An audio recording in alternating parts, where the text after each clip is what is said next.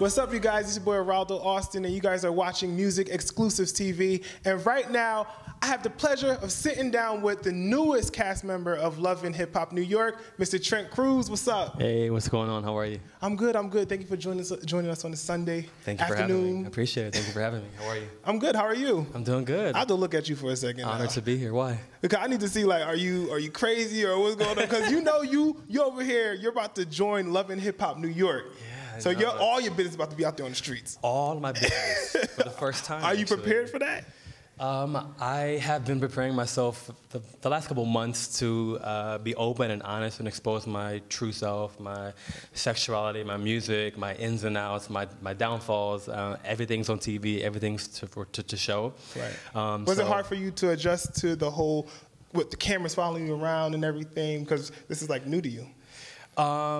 No, actually, I think that was the easiest part. I think it's very easy to be open and honest and naked, as they say, in front of the camera. Right. I think the hardest thing is when you're off camera and you have to face people with the reality of what you said and what you've done. Right, right. And no, you're like you said, you're an artist, so it's easy to be vulnerable in front of everybody. Yeah. Now, you mentioned that you recently came out in January. What made you want to come out, like, in January? To be honest with you, I had a big meeting at Atlantic Records, like, maybe September, October of 2016. Mm-hmm. And that was my third label meeting that year. Sony, ATV, Atlantic, and Interscope.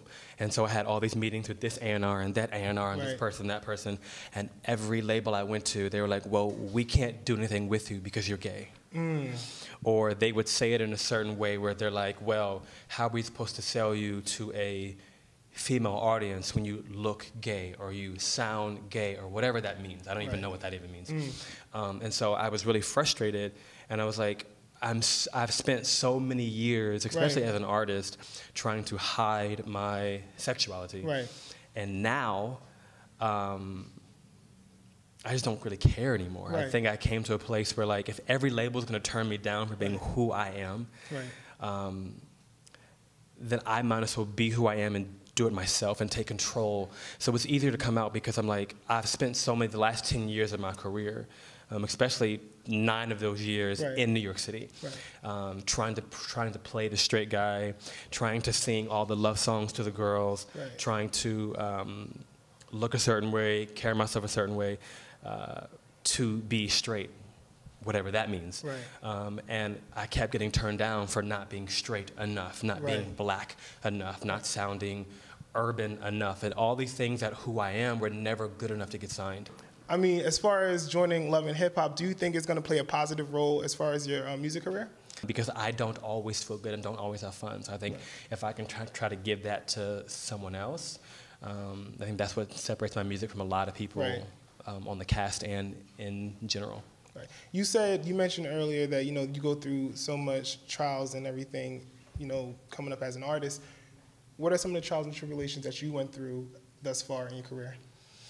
Wow, there's so many. You don't even have enough camera time. just put a couple out there for us. Being homeless, eating out of a trash can, being robbed, being held at gunpoint, losing full albums, producers not taking you serious, mixes being done. I mean, I can go on and on and on and on. It's a constant struggle to be taken serious in anything you do. Whether you want to be a doctor, a lawyer, model, a singer, an author, whatever you want to do in life, it's hard for people to take you serious until they take you serious. And you constantly got to prove yourself. Constantly to prove yourself. And so I think the hardest thing for me in New York City is that it's a game, and just trying to learn yourself, especially me coming from Ohio, not really knowing how to finagle the city and how to play the game. It's a lot of tears, a lot of pain, a lot of suffering, a lot of going hungry. And a lot of sacrifice. No parties, no clubs, no relationships, no friends. You lose friends, you lose family. So it's a lot. I mean, again, I could be here all day, but it's just a lot of sacrifice, and you just have to learn to not give up on yourself. Right. So as far as new music, what are you working on? The lead single for my new album is Bad Reputation. What's that about? I actually wrote this single about the show. Because the show has such a bad reputation, and I'm going to get a bad reputation. I was when about to people say, see because they're going to, Mona's going to be like, Trent, I need to talk to you. Come back over for a second.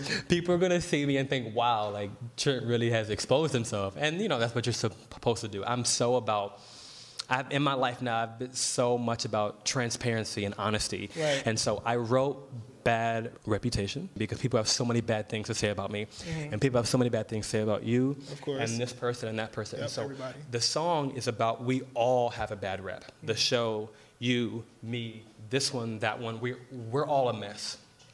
And that's what the song says. The song says, I have a bad reputation, and you're either going to love me or hate me. And so I'm focusing on just new music and getting the album done, and Bad Reputation debut and maybe episode 2 or 3. I don't know. We have no idea when everything airs, but I'm super honored that they allowed me to sing on the show and perform the single. Yeah, so Bad Reputation is next, and we'll see you after that, how people will gravitate. Awesome. Well, you're going to stick around with us. We have more to come. That was end of part 1. Again, you guys are watching Music Exclusive TV. This is your boy Raldo here with my guy, Trent Crews. At the same time, leaving haters on the sideline, elevated to the skybox. You can fly when you dare to dream. No guy when you follow. What's up, y'all? This is your boy Raldo Austin, and you guys are locked into Music Exclusive TV. And right now, we're back for part 2 of our interview with Trent Crews. Hey. So, I want to get a little bit more in depth with how you came to New York, and you know the whole story behind that. Well, I came to New York City in the MySpace days. Oh, Lord. Yeah, isn't that crazy? Just trying to hit up people, networking. I actually reached out to the founder of this company. He believed in me. He wanted to fight for me. He told me he's going to look out for me, and I've been here ever since. I moved to New York City with a book bag and $12, and right. I struggled and didn't know what the hell I was doing, but I'm still here, so. Yeah, like I know. God I heard you like really struggle. Like at one point, you were homeless. Yeah, I was homeless for about a year. Wow. I lived in a men's shelter. I slept in Port Authority. I was house to house, couch to couch, place to place. I went through a lot in the city. I lost 22 pounds. I was like bone thin. Wow. A lot of sacrifice, a lot of tears, a lot of interesting times. How were you able to bounce back from those hardships that you faced? I took a lot of gigs like bartending, waiting tables, cleaning houses. Wow. I was trying to do whatever I could to save money. And I found a really cheap place and put down a down payment and slept with a blanket for months. And I had to sleep on a hard floor. And, you know, just every day was a step closer to getting back on my feet. But the one thing I did not want to do was go home to Ohio and say that I failed. When did you first realize you wanted to actually pursue a career in music? I have no other talents. I mean, you can't dance, you can't like. I have no other my parents were pastors. I was born and raised in the church. Okay, praise God. So I always sing. My mother said, if you don't sing, you don't eat. So we always sang. And I just loved being in front of people and sharing my gift and being able to perform. And even in school, even with my speech impediment, even when I was a child and I could barely talk, I could always sing.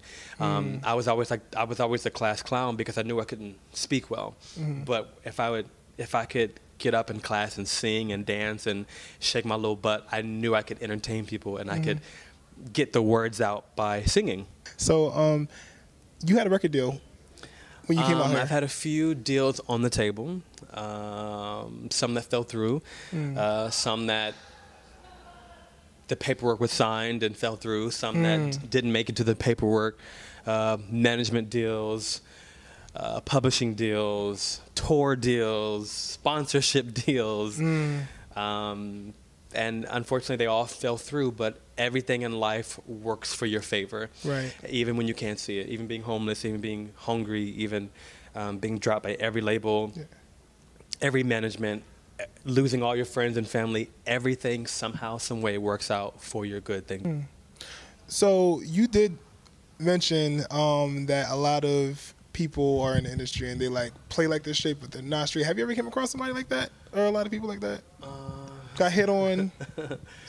I think there is a lot of that in every industry. Okay. Whether you're on Wall Street or you're trying to pursue music entertainment, there's a lot of that behind the scenes where people are not what they seem to be, and people try to hit on you and talk to you and whatever, and that happens. There has definitely been times where an A&R has said, well, we can't sign you because you're gay, and then weeks later has tried to take me on a date. You know, so but that happens. But I also understand and am mature enough to know that it's not personal. Right. Like I said prior, in the first half of the interview, this is a business and we are a brand. Right. And I think being a gay artist is scary territory, and it's new, even though we feel that it's not new, it's not scary, it's not anything unconventional, but it's new. It's a new territory for labels, for TV, for movies to embrace. So a little birdie told me that you are a dancer. You ain't a birdie. Lying. Yeah. A Tweety bird. Tweety bird. Have you? How long? Are you a dancer, or have you been dancing? I can do the running man. I could barely do that. No, let me. Don't embarrass me out here. Don't embarrass me out here. No, not in public. No, not in public. Yeah, man, I love dancing. Like dancing, performing, entertaining, it's all kind of the same. Okay. You know, I wish I could dance like Chris, or wish I could dance like, you know, whatever. But, you know, I do what I can, a little bit of this, a little bit of that, nothing crazy. I definitely can't wait to hear what you got in store on the album. Thank you so much. I appreciate it. You're welcome. Are you do any collaborations or anything? On this album, no collabs, just me and the pen. I think I'm writing more on this album than any other one because nobody was trying to fuck with me, but that's okay. Oh. You know, you do what you got to do to get things done. They're going to hear this and be like, darn, damn, what just going on? They missed out. That's their loss, not mine. So I'm just writing more, and it's just really honest and raw and real. So a lot of curse words, a lot of profanity, a lot of sex, a lot of just real emotions. It's probably my most honest and real album ever. Right, so awesome. For now, both things. I know they're gonna enjoy it. It's gonna be dope. I hope so. I hope so. Yeah.